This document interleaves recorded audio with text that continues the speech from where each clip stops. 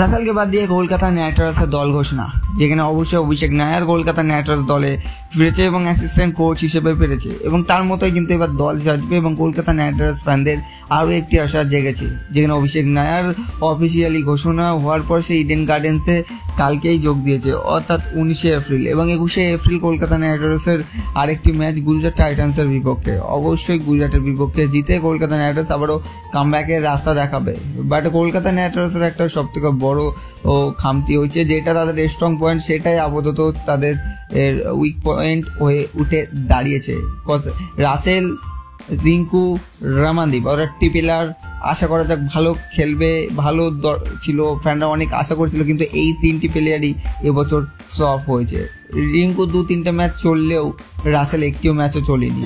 হ্যাঁ অবশ্যই রিঙ্কুর performance average হলেও রাসেলের এখনও ব্যাট থেকে সেভাবে ব্যাটিংই দেখা যায়নি। তো এখন ব্যাপারটা কি? ব্যাপারটা হচ্ছে সেরকম কিছু না, এখন প্লেয়ারকে করতে হবে পরিবর্তন। অবশ্যই রিঙ্কু না, রাসেলকে পরিবর্তন করো এবং ওপরে গুরবাজকে পরিবর্তন করো, গুরবাজকে দলে আনো, রাসেলকে পরিবর্তন, রব্বান পাওয়ালকে দলে আনো, তাহলে অভিষেক নায়ার মেবি এবার ভালো টিম সাজাবে। তো আপনাদের মতামত অবশ্যই নিচে কমেন্টে জানান। ভিডিও যদি ভালো লেগেই থাকে তাহলে শেয়ার করো, একটা সাবস্ক্রাইব করে দেবেন। নেক্সট ভিডিও আবার দেখা হচ্ছে।